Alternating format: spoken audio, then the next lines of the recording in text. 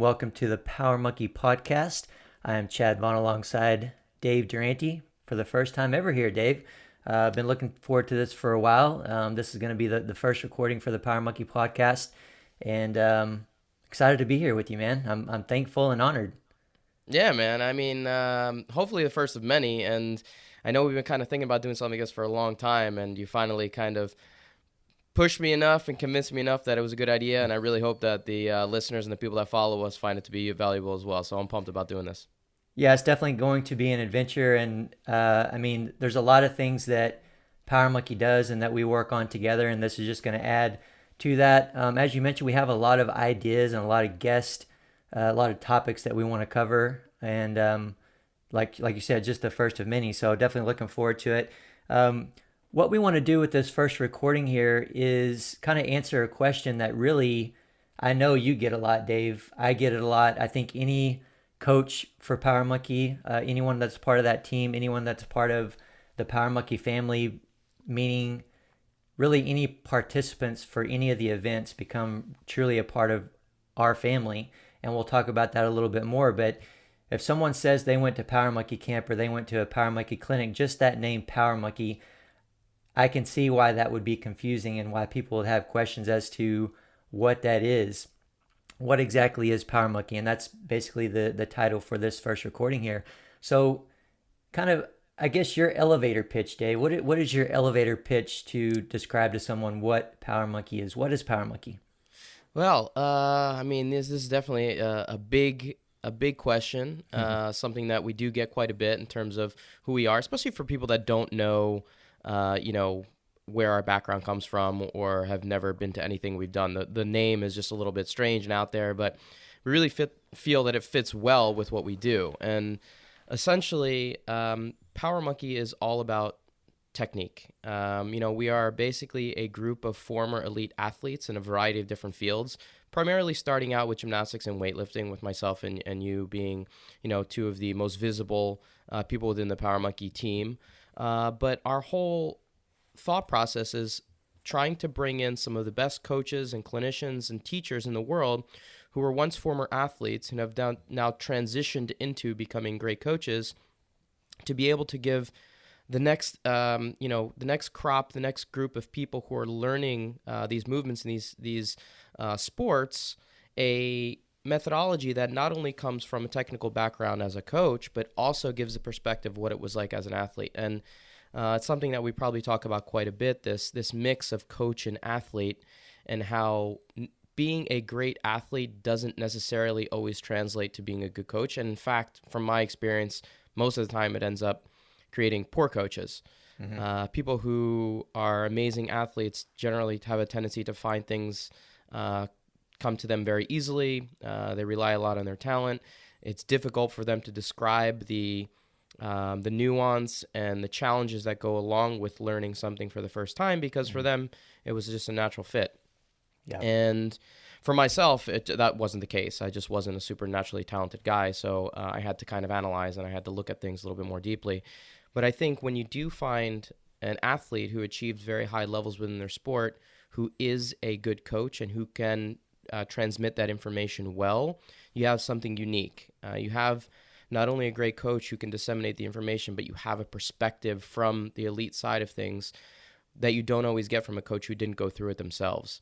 So I think that's one of the things that really separates Power Monkey, is this combination of not only technique being a priority and technique matters being one of our mantras, but it's a combination of great coaching and great athletic background, which makes us unique. Yeah, excellent answer there, Dave. And this is kind of a recording where it's host interviewing host, so it won't always be like this. I do know the answer to a lot of these questions, but I'll throw it back at you too, because yeah, no. I mean, like, do you have a perspective? I mean, you've been part of Power Monkey since basically we started, and do you have something that really stands out to you as to what makes us different, and what kind of, like, what you like to say projects out to why people want to come back, and what makes us unique? Yeah, I think you really said it very well, but I think some of it has to do with the personalities of all the coaches as well. I had, of course, a list of questions for this outline, and you answered a lot of them that I was going to get to already, and to kind of get into another one is, it's very interesting that, and I guess this somewhat happened because of the coaches that we know and the people that we kind of asked to come in. But it's just very interesting that there's not a lot of ego there, and there's these coaches aren't only they not only have experience as higher level athletes and they have that strong combination, but just their personality and the amount of care and that they have for other people and the effort that they put in to continue learning even though they are experts in their own field. So it's such a powerful, strong combination. And we've been around a lot. We travel around the world and do a lot of clinics and everything else. And it's just a combination of individual that you don't see a whole lot. So as I mentioned earlier, the word honored, it's an honor to be a part of it with you, Dave, and quite honestly, not only with you. I mean, I don't like you all the time, Dave. No, I'm kidding. Yeah. Yeah. No, Sounds about right. it's the group of people, the group of athletes, the group of coaches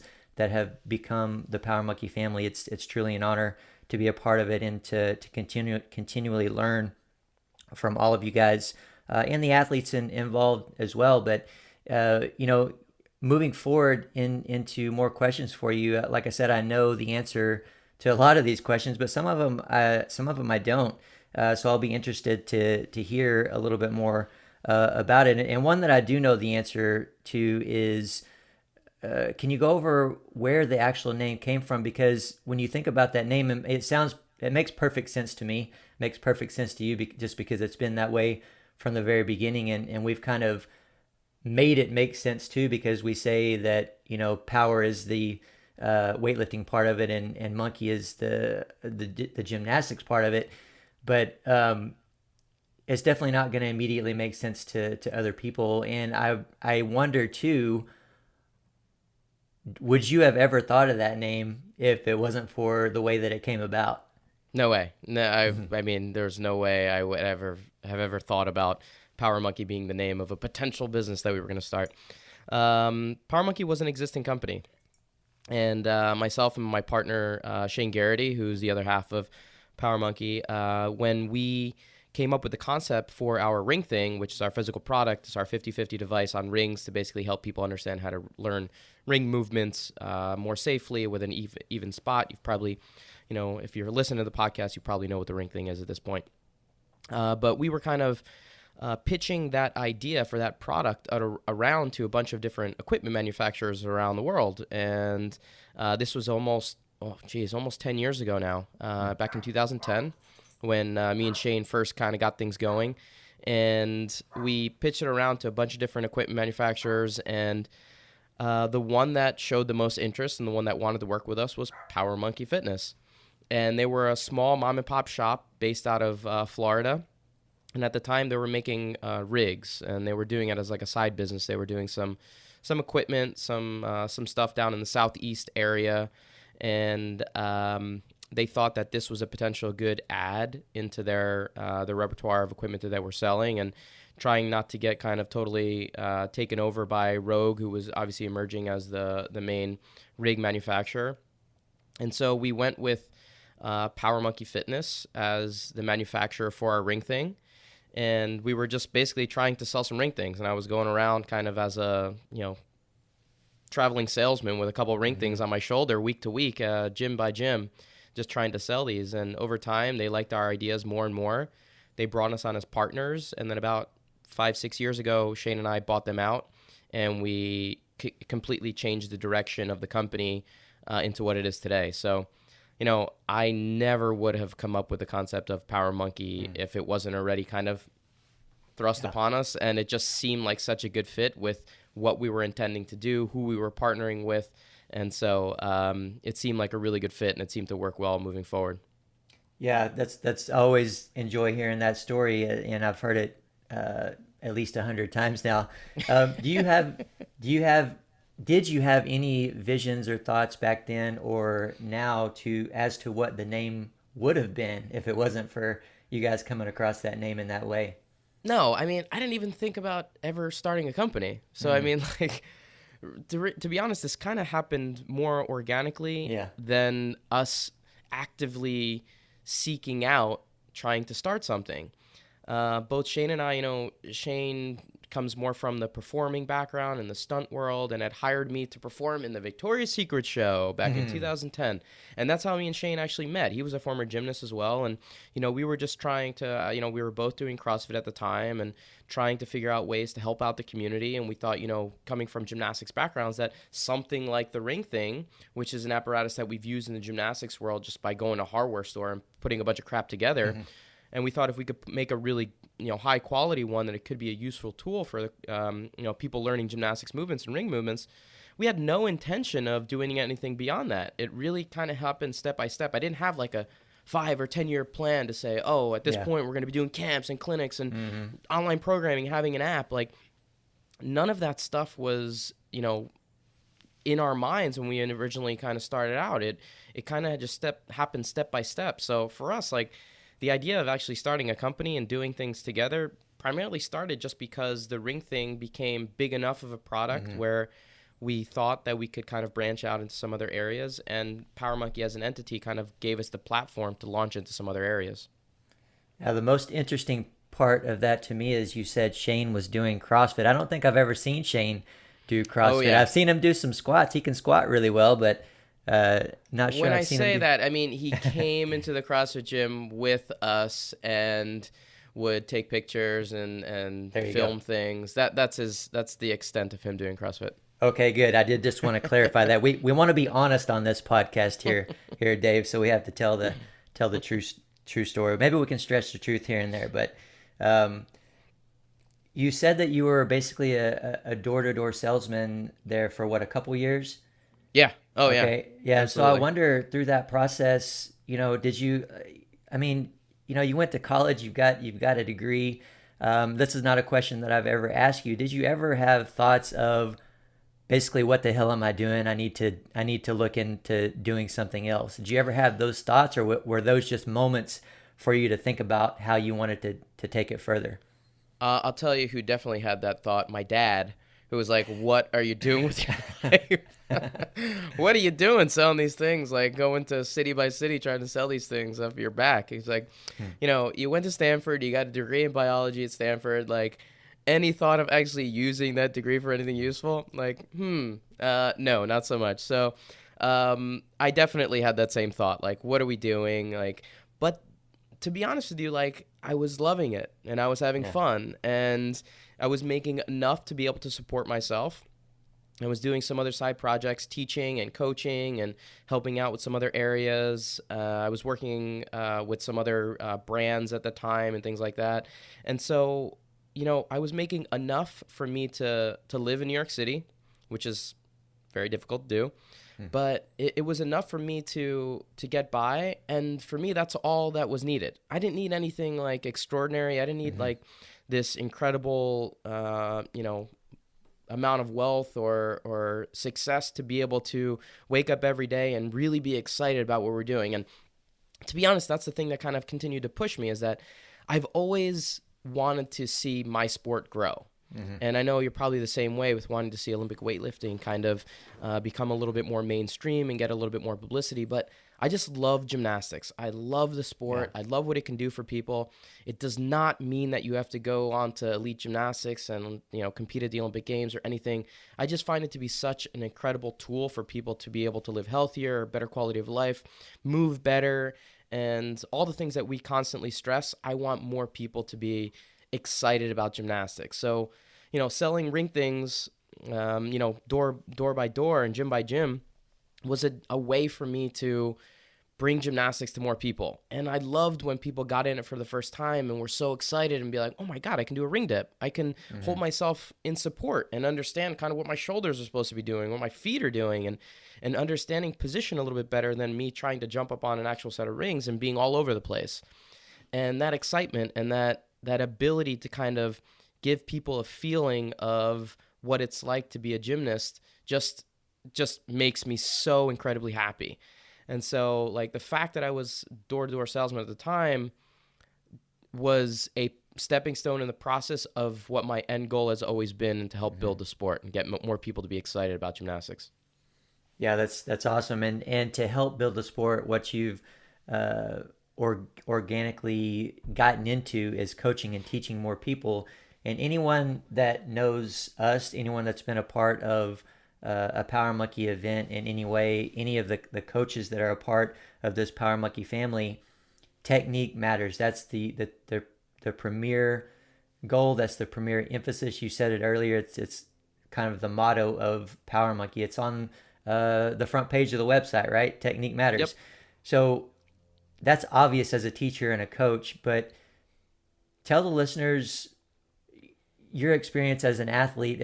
I wonder, and I've never asked you this either, I wonder, is there ever any one instance or just in general as an athlete, as you were competing and training, that led you to believe that so strongly, that led you to have that focus as a coach and a teacher?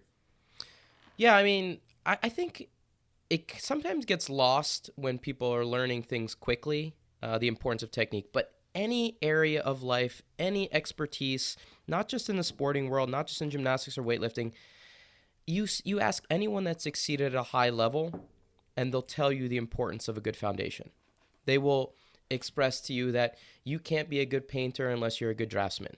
You can't be a good chemist unless you understand the basics of, how the body works and how things string together. Every form of expertise comes with a solid foundation based around how technique works. And, you're asking for specific examples. I normally talk about one with regards to my handstand because kind of people think my handstand is pretty solid, and it's one of the things that I teach quite a bit, especially when I camp. It's all right. It's all right. It can always be better. But when I got to college, I like to tell this story because it brings back good and bad memories. But my first day, I got off the plane flying from New Jersey out to California. I was so excited to go compete for Stanford. And I got in the gym, and my first day, my first turn, I fell, and I blew my knee out. My ACL, MCL, meniscus, my first of 3 blown out knees over the years, was a fairly shitty way to start my college career. And I was obviously pretty devastated. But my coach was like, okay, there's an opportunity for you to get strong, which was not something that I had been at the time. And it's going to be an opportunity for you to fix your crappy handstand. And I was shocked when he said that. I thought my handstand was really good. I'd been doing gymnastics for 12 years at that point. I thought one of the things that kind of stood out with my gymnastics in the JO and the high school levels was my precision. I was a very precise gymnast. I wasn't a high-flying gymnast. I wasn't like a daredevil gymnast. There are a lot of guys that are out there that will chuck anything, really kind of no fear. I was not one of those guys, but I tried to make everything look really precise. I was more of an artistic gymnast. I liked making things look the way that they should look, or effortless. And the handstand is the basic movement for basically all of that. So if your handstand is shit, then the rest of your movement is going to be that way too. So when he told me that my handstand needed to work, it was very surprising to me. And it opened my eyes to the idea of, okay, even when you think some things are in place, there's even some more things that can be done to refine technique. And so I took basically my whole recovery period, which ended up being, 6 months to a year, to refine my handstand and actually turn it into a real strength of mine. And the rest of my career, my handstand became a strength. And what I mean by that, it became a resting position. So whenever I'm in a handstand now, it's a chance for me to reset. It's a chance for me to catch my breath, to understand what I'm going to be doing next. A handstand is not a challenging position anymore. It becomes a chance for me to understand what I have to do next. So I wouldn't have been able to do that without that reset, without the injury, and turned it into an actual positive for my coach. But that's one of those areas where technique really kind of stood out in terms of what I thought good technique was, and then having someone refine it to another level. Yeah, you kind of gave me chills as you're describing that, because you know me very well, and probably most of the listeners out there that have been a part of camp or any of the events know that I feel the exact same way about the squat. So I'll just leave it at that, because I'm sure there'll be plenty of opportunity for me to talk about my love and my passion and my relentlessness on getting people to think about their squat and I think that's why our logo works so well, right? Yeah. You're in the squat, I'm in the handstand. I mean, it doesn't get much better than that. And for most people that don't know this, that logo is real. We actually did that. So sometimes people look at that overhead squat and me doing handstand on the barbell and just thinking that we, put those two images together. It was at our Power Monkey Camp 1. We actually shot that. I was only a handstand for a couple of seconds, but we actually did that. Did it press the handstand on top of that bar with Chad holding overhead position. So it is real. There's a video of it. Yeah, it was a beautiful experience, and it's so funny to think about now that we're 12 camps in, right? Yeah, on to our 12, 13th. so Yep. yeah, coming up on 13, and we had some big goals there, Dave. I think we were talking about we're going to try this every camp until I can stand up and you can maintain that handstand, and we've never even thought about it. No, we've never even mentioned trying it again. So No. it was, We got the logo and we're set. We're good to go. no, I don't even want to try to well, we did recreate it on the last one, but it was, there was Yeah. that was all Shane. That was really us doing absolutely nothing. But yeah, I was telling a brief story on Instagram after the last camp. Walking through the aisle of the plane, I was in the very very last row. That's my first class, is the very last row of the plane. And this guy, I was stopped. This guy looks at the jacket and the logo. Said that's an interesting, picture or form there that you got. And that's all he said. And I said, yeah, it's pretty cool. And I pointed to the bottom and I said, that's me. And he just laughed. He's like, whatever. So that reaction, I always enjoy that type of reaction. And people, always think that it's just something that was drawn up. Nobody would ever think that. Most people would never think that that's kind of a real thing. But when we're talking about technique, and you went into that story, it made me kind of think about the athletes and the coaches that, I'm not saying that they're not at all concerned about it, but they maybe overlook it a little bit, or they emphasize something different. Why do you think that is? Why do you think other athletes and especially coaches in any athletic teaching, any athletic movement, and specifically our community, maybe that's more towards the back of their mind instead of the forefront? I really couldn't tell you each individually. I mean, these are my thoughts on it. One, I would say it's probably a lack of education in terms of what the technique should look like, right? I mean, the stuff that we're teaching, I have 33 years under my belt involved in gymnastics in some way. You have, decades of Olympic weightlifting training and coaching under your belt. And, we are very much specialists in our world, and we've dedicated our lives to understanding the nuance around the technique associated with our movements. Someone who's coaching, big classes, or, a variety of people coming from different backgrounds and different skill levels, probably has less time to be able to focus on the technique or to educate themselves on those techniques than, what we do. And I think that's kind of our place, right? Our place is to help people understand what those techniques are supposed to look like and how to implement them and how to do it with bigger groups, with people coming from different backgrounds. But I think one of it is that you need time to educate yourself. And I think it comes back to one of the things you mentioned earlier about what makes the Power Monkey group unique. And it's not just the fact that our group, we're all elite athletes that have transitioned into coaching, but it's that we've continuously are striving to learn. And we learn from each other. We know that we don't know everything, and that we're always trying to make ourselves better. Even though we've dedicated our lives to the sport, there is more to learn at all times. And that's what makes us, I feel like, we're unique. We never are just happy with, the stuff that we've gone through or the coaching methods that we've been taught. We incorporate so many different backgrounds and experts into what we teach, that we're constantly evolving. And the stuff that I taught at Power Monkey Camp 1 is different than what I taught at 5, is different than what I taught at 12.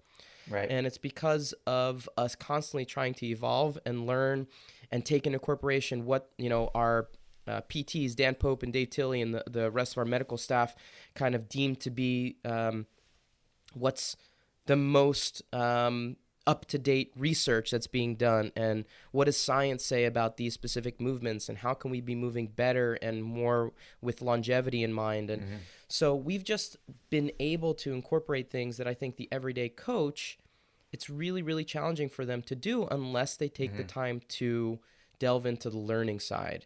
and to delve into the nuance of what it is to coach technique at a really foundational level. So it takes a lot. I mean, it's not an easy endeavor. You really have to care.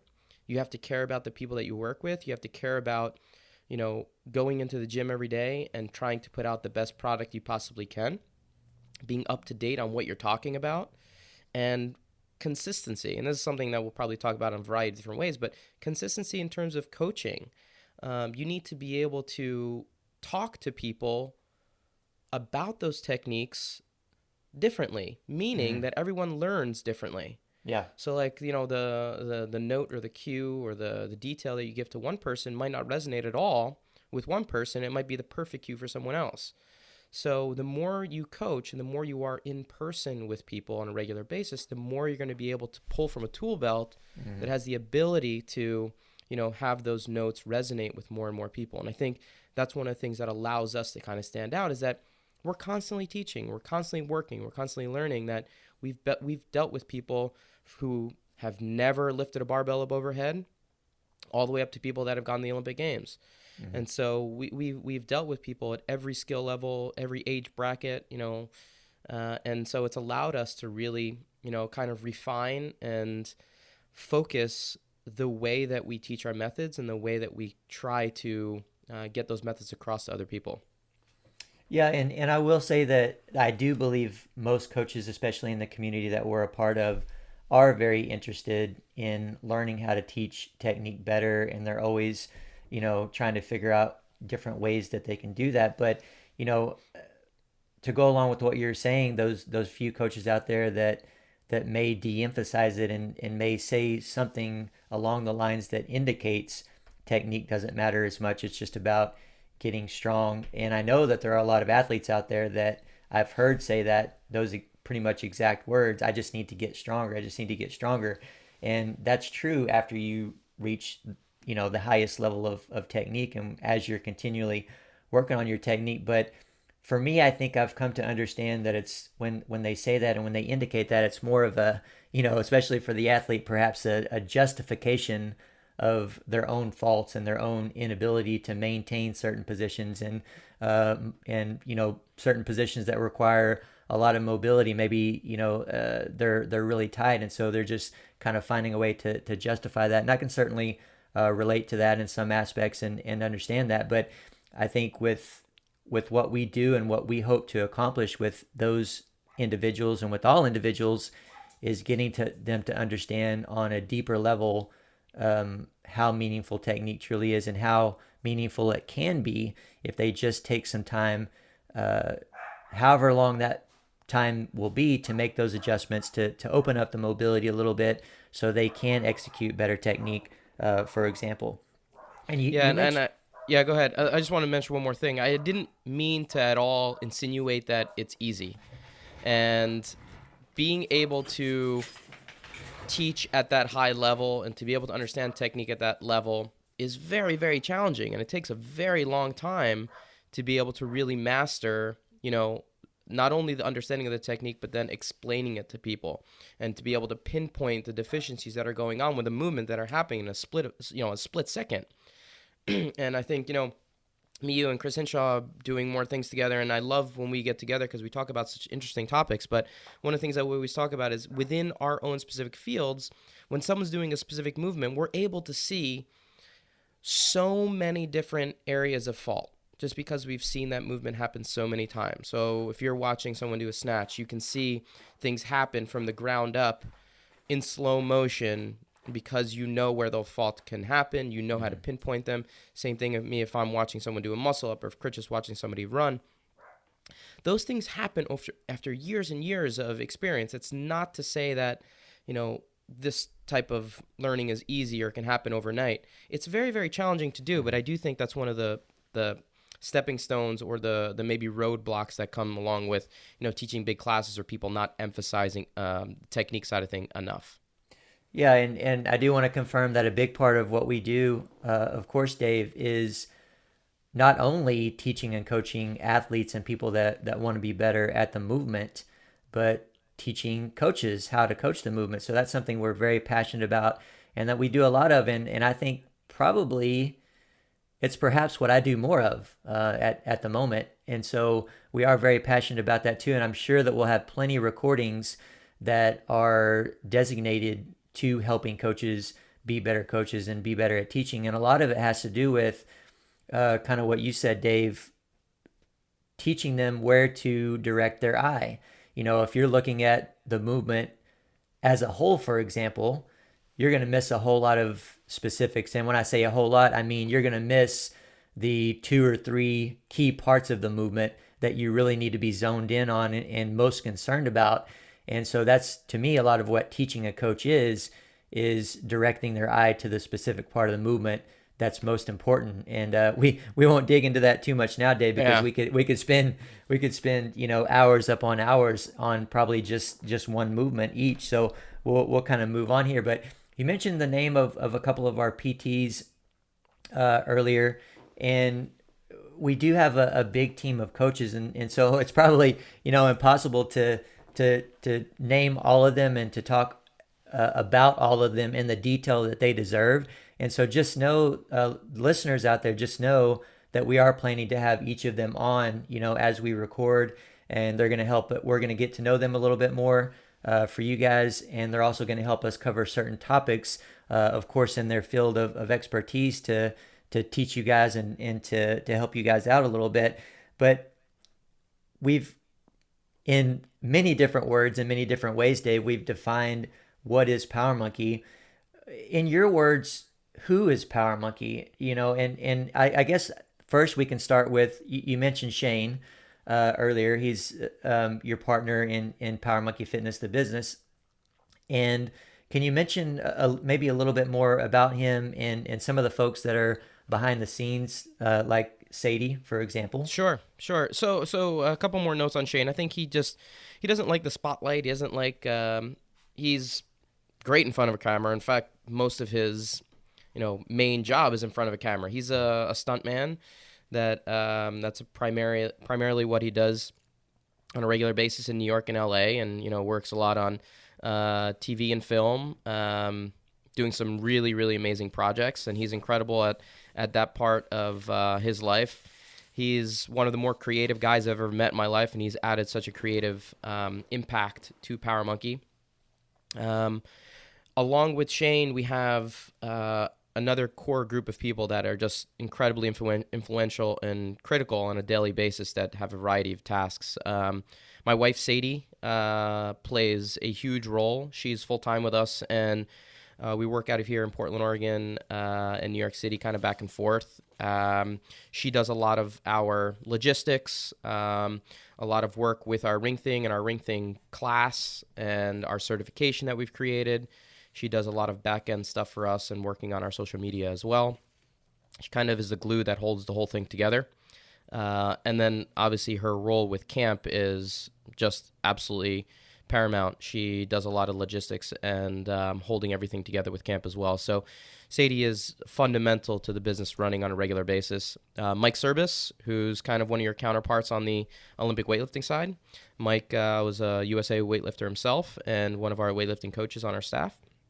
And he's come on full-time recently as well and does a lot of our events. He's in charge of helping to run our clinics, keeping track of all those around the world, and some more fun things that we're going to be unveiling fairly soon, retreats. We're going to be doing some high-end events moving into 2020 and beyond, and he's kind of in charge of those. And Mike is just such an incredible resource. He's one of the nicest people you will ever meet in your life. And so whenever we travel anywhere, he's just kind of the emissary you want to put forward, the person that you want the company to be, seen as, because he's such a great kind of front person. And he's just done an incredible job for us. And then Colin Garrity, who is Shane's brother, is in charge of our programming. Colin is one of the most talented guys I've ever met in my life, not only as an athlete, but in so many different areas, as an artist and as a singer, as a performer.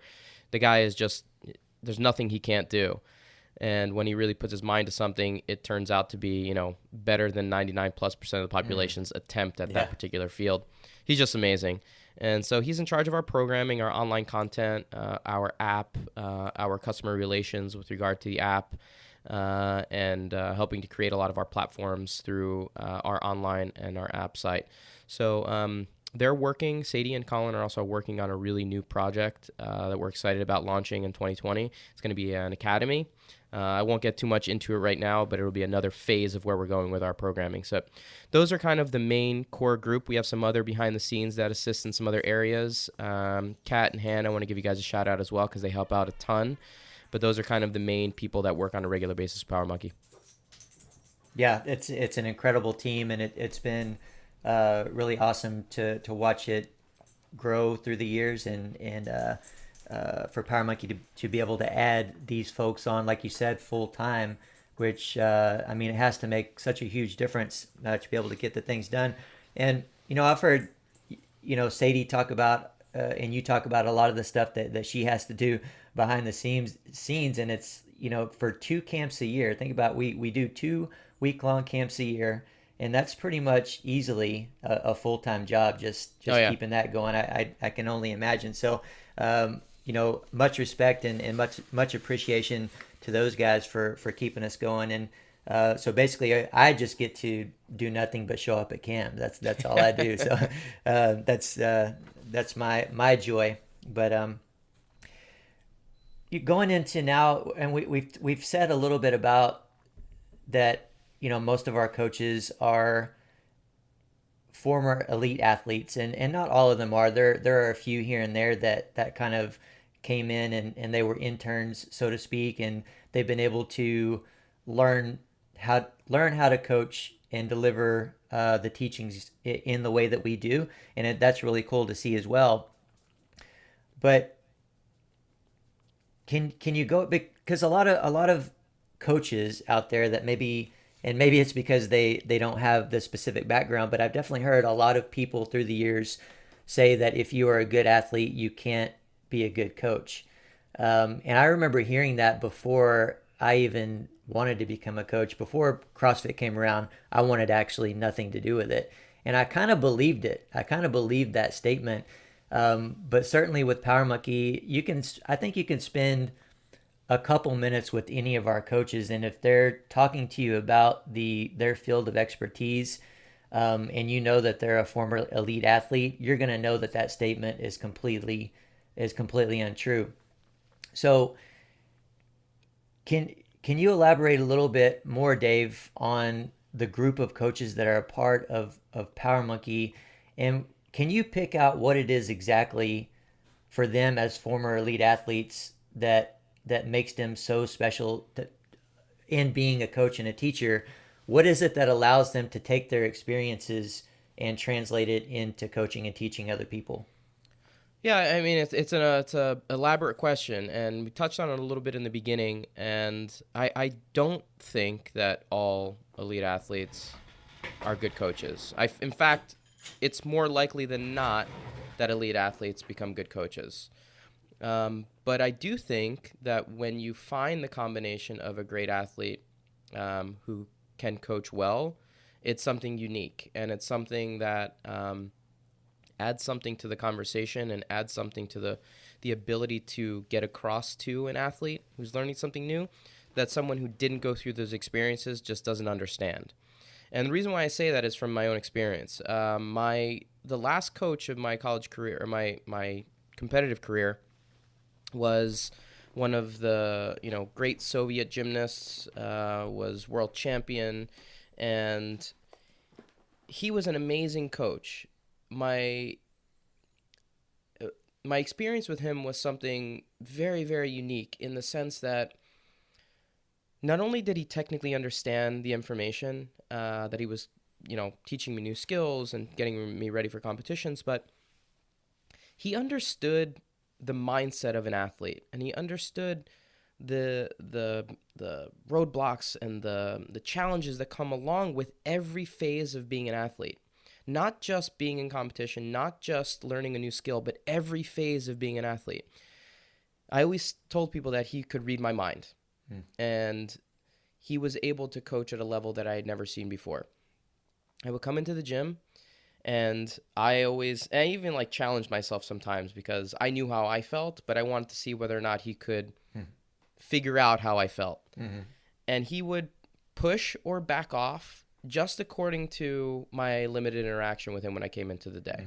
We would have a set schedule. You're doing this on this day, whatever it might be, depending on where we were within our training cycle. But he knew exactly what buttons to push, when to back off, when to, try to get a little bit more out of me, when to make me do a little bit more strength, when to tell me to go to recovery. And I know that the only way that he was able to do that is because he was an athlete himself. Right. And I find that to be special, because when I left the training world and the competitive world, I did not want to coach at all. In fact, I adamantly did not want to coach. Not that I was even on the fence or wasn't. I did not want to coach. I tried to get as far away from the sport as possible. And it kind of pulled me back in. And I said, you know what? I'm never going to be a coach the way that he was a coach to me, because I just don't have that in me. I don't have that ability to read people the way that he did. And one, I think you learn. And it's something that you can potentially get better at. And this gets back to your question about what makes the Power Monkey coaches so unique in the way that they're able to do this. It's because you have to care. You have to care. You have to give a shit about the people that you're working with on a regular basis. No matter if they are coming in for the first time or if they are going to the Olympic Games, talent level and ability means nothing in terms of how much you need to care about the person that comes in to spend their time with you. That's time out of their day that they're coming to make themselves better with you. And if you don't care, who's going to care, right? So I understood after now looking back and being able to say, yes, he's an amazing coach. He's able to read my mind. But one, because he had the experience, but two, because he really cared. He cared about what was going on our regular basis, on our daily basis, and asked me questions that, how was your meal last night? What did you guys do last night? Did you get some sleep? All those things allow you to get a better understanding of where the person's coming from. And I think that Power Monkey coaches do that better than most. We care about every person that we work with. We care about every person that comes to a camp, to a clinic, that asks a question online. We really, really want people to understand that when they come to us for information, that they become part of our family. And, maybe we don't always do a great job because there are a lot of people that ask for our help and everything, and we wish our team was bigger. But I really think that's one of the things that separates us and separates our coaches is the level of care and the level of dedication that they give to the people that they work with on a regular basis. Yeah, absolutely. And, a couple things that you mentioned there. One, you felt like he could read your mind, and it's interesting. The longer I've coached and the more I've experimented as a coach and tried to get my points across to people and tried to change their movement and to get them to move, you kind of can read people's mind, right? Because again, this goes back to teaching coaches how to coach. When you direct the coach's eye to the specific part of the most important parts of the movement, you're reading their movement. And so therefore you kind of start to know what they are thinking or what they're not thinking. And to go along with another part of that, you mentioned he could tell by the way that you probably walked in the door what kind of day it was going to be. So, as a coach, you have to be interested in or observant of how they're walking, their attitude, how they're setting, how they're approaching the apparatus or the barbell on that day. Is it different or is it the same? So all those little details, as you mentioned, that athletes are, if you spend years and years and years in the gym, those types of things that you become very aware of about yourself, and it makes them more apparent when you're working with other people, if you do have that talent and that skill.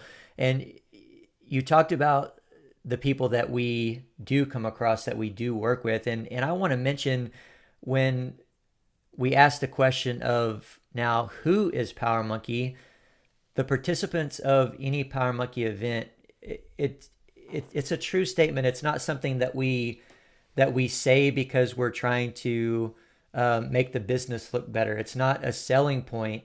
I feel like any participant from Power Monkey Camp, for example, or any event, would agree with the statement of they become part of the Power Monkey family. So when we say who is Power Monkey, it's not just us. It's not just the folks behind the scenes. It's not just the coaches that we've been able to bring together, but it's the participants of every Power Monkey event. We truly care about you. You're not just a participant. You are a part of the Power Monkey family. And what makes that happen is that these individuals are very much like-minded, and understand that they come from all levels, all backgrounds, all current lifestyles. And I think what also brings them together is that they're very interested in learning, and they're very open and willing to change. And I wonder, Dave, if you've noticed, in not only from Power Monkey Camp, but in all the places around the entire world that you go. I mean, you're traveling a couple times a month around the world to do Power Monkey clinics and everything else. Have you noticed any other commonalities between folks that come to Power Monkey? I think you're exactly right, Chad, that, when they come to a clinic, when they come to camp specifically, because camp is so unique in the type of setting that we have, right? I mean, not too many times you get 150 plus people in one little location for an entire week, where you're eating together, where you're sleeping in cabins together, where you're training together. So it lends itself to a type of bond that is really unique. And I think that's why people end up, saying that being part of Power Monkey is an important part of their fitness journey. And when we travel around the world, people will actively seek us out who have been to a camp. We have campers from literally everywhere around the world, everywhere. And we know that we have friends, family, everywhere we go. We can go to Australia, we can go to Brazil, we can go to the Middle East, we can go to anywhere in Europe. And we know that we have people there who are like family to us, and they know that when they come to the States, they have family here. And so I am in awe. I'm more in awe than anything else of the fact that we've been able to create an atmosphere through our events where people feel so strongly in a positive way about being a part of this community. And it happened completely naturally, and it probably it's a longer conversation in terms of what camp is and what camp has turned into, but it really comes back to, again, what you were talking about, the coaches and the staff and the people that we have there, all being there because they care, because they want to get better, because they're in a setting that is so positive and inclusive, which we try to create, where everyone feels like, what, I know that maybe I'm not, the top athlete in the world, but I'm getting the same care, same attention, same amount of time as anyone else here. And that's what we really try to create, this idea of you belong. You belong. Like, you belong. You are included in what we're trying to do. We want you to become the best version of yourself, and hopefully we can help you get there. Yeah, absolutely. It's a kind of a frustrating thing for me, Dave, when anyone thinks or indicates that because of my background, being an elite athlete and everything else, I only work with elite athletes. And I think that's been kind of an easy perception of what camp was in the beginning, and it's never been that. Camp and Power Monkey has never been about coaching elite athletes. It's by and far the opposite. I want to work with any individual that is interested and eager. That's all it takes. If you're interested in learning, if you're eager to learn, if you want to make change and you're willing to take one or two little steps to make that happen, I'm passionate about working with you. I'm interested in you, and I want to help you do that. And I think that kind of pretty much sums up the mindset of every other Power Monkey coach that is obviously a part of Power Monkey. Now, first recording number one, and hopefully, Dave, you don't decide to shut this thing down after this first recording. It's Hopefully, done. we're going to This is it. Yeah, this is going to be the one and only. No, it's not the one and only, but it is the first recording for the Power Monkey podcast. So, Dave, in your words, why are we, after 12 camps and after what's been 6 or 7 years that Power Monkey has existed, why now the Power Monkey podcast? because you've been begging me nonstop to do this thing, and finally I gave in. Right. No, And that's partially true, but yeah. no. Obviously, us being able to communicate with our followers and to try to reach a bigger audience on a regular basis and let people know kind of what we do, I think is valuable. I think, one, I listen to podcasts nonstop. I find it to be an incredible resource in terms of me learning new information and connecting with new areas that I find to be interesting. And so I find it to be just a great medium. I think it's something that will allow the people that follow us to really kind of get a better sense of who we are and what we do. And one of the things that, we talked about early on is the fact that we come from such unique backgrounds in terms of our athletic background and what we did to get to this point as coaches means that we've come in contact with some incredible people. And I would love to be able to share those incredible people and their stories with more of our followers. So I'm super excited not only about, talking to you more often and trying to get on the same page with what's going on in your life, but the fact that we have the ability to get some incredible minds and incredible people on this podcast as well, I think it's going to be great for our listeners and our followers around the world.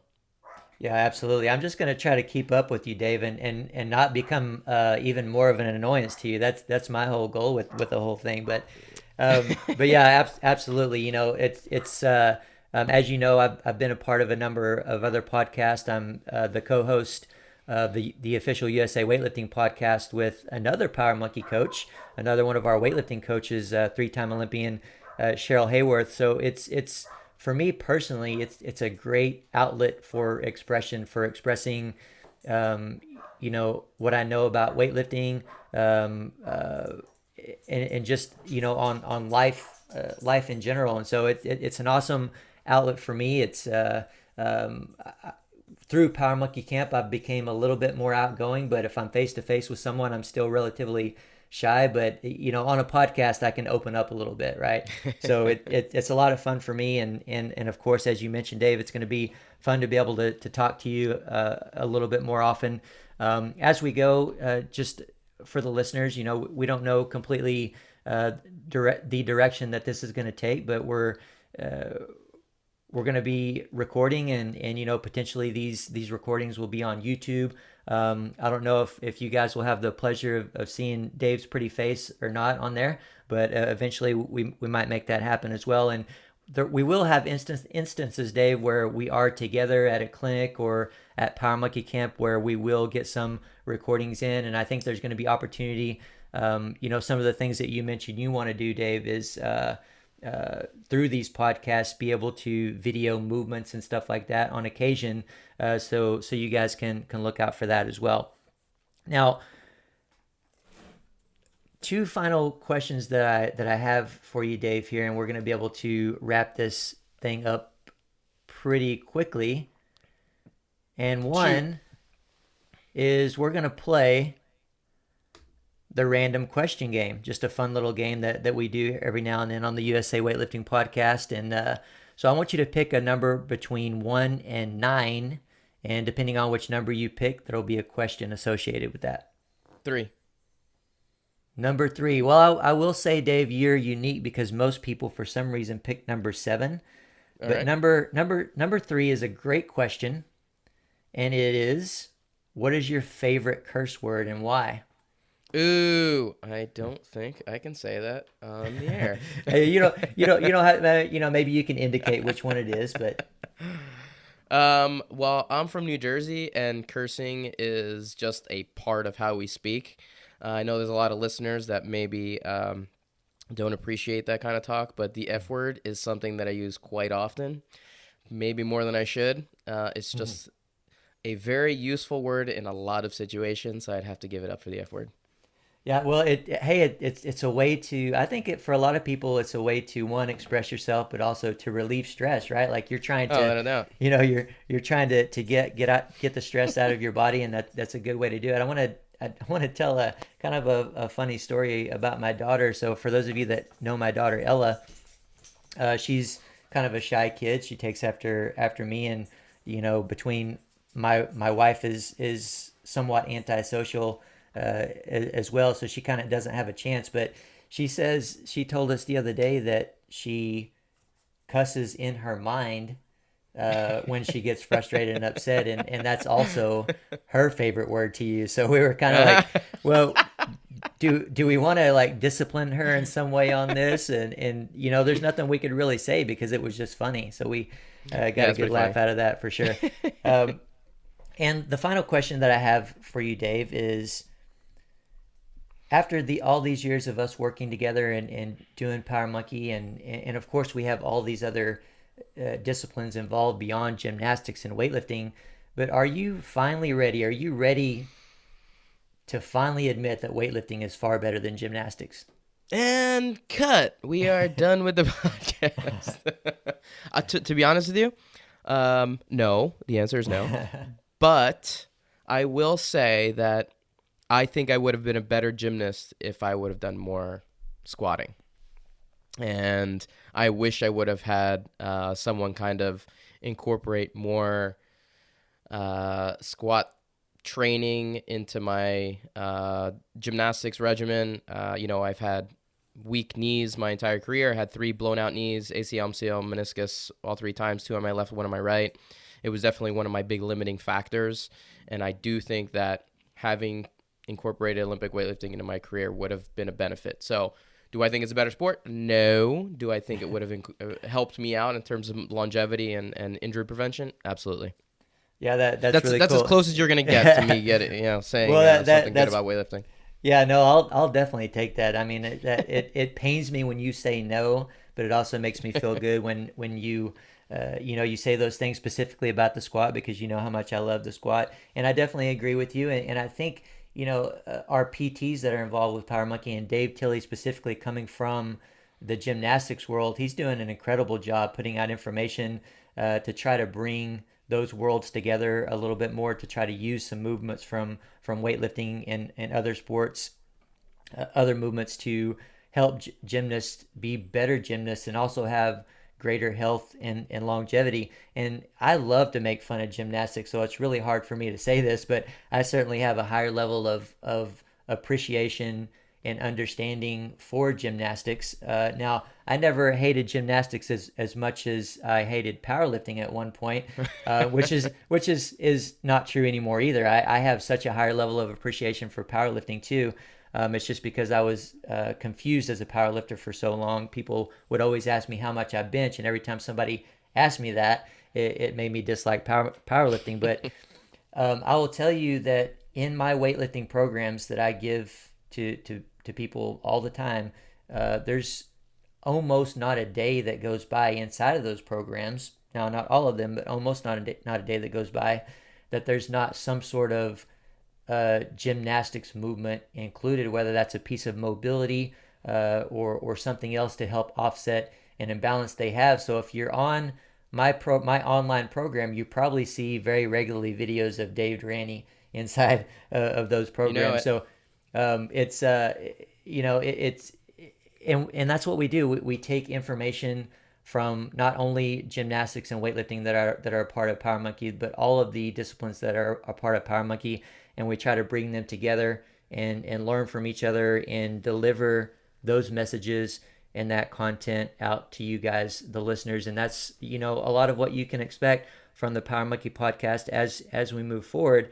And with that, I think we're going to be able to close it out, Dave. And so tell the listeners as we wrap up here what's coming up with Power Monkey. You talked a little bit about some of the new ventures with Power Monkey, but what's Yep. specifically coming up next? And I'll leave it to you to close it out. Sure. Yeah. So we have some really exciting things coming up in the new year. We are going to be expanding our event side of things into Power Monkey retreats. And those are going to be really high-end events. Our first one's going to be in Greece at the end of June. It's an incredible location in Crete.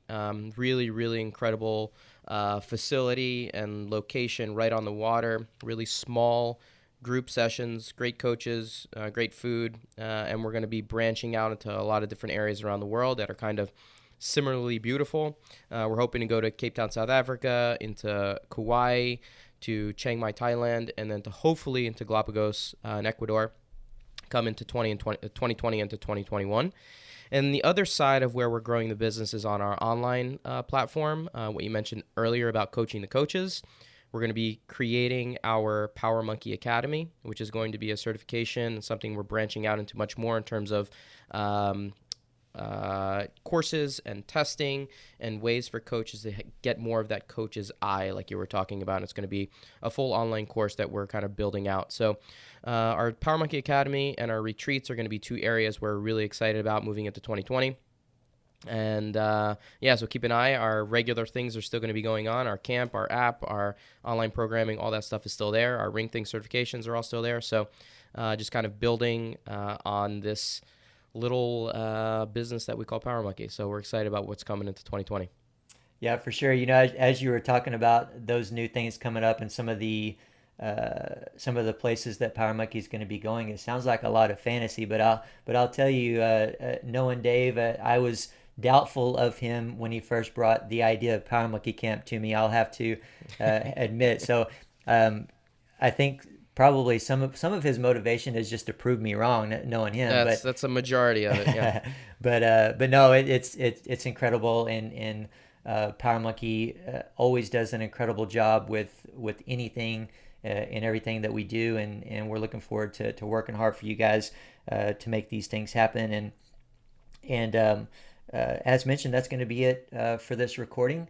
Hopefully you guys will stay tuned in and keep up with Power Monkey on social media. And if you've not been to Power Monkey Camp, we certainly hope to see you there. And if nothing else, stay tuned, guys, and we'll be talking to you again soon.